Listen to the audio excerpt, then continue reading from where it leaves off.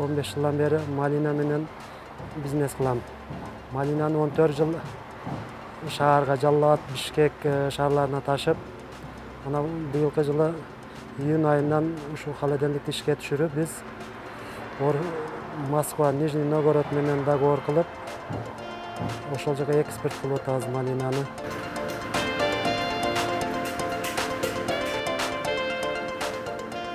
Малинаны ушул жерде фермерлерден аламын. Жумуш 6 адам жумуш менен камсызданып иштеп жатышат.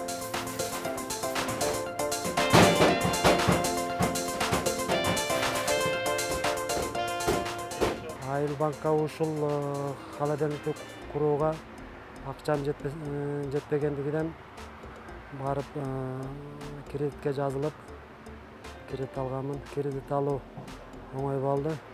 Абдыкасым деген балага учурадым. Аябай жакшы мага жардам берди. Ошол себеп кредитти оңой эле алдым деп эсептесем болот.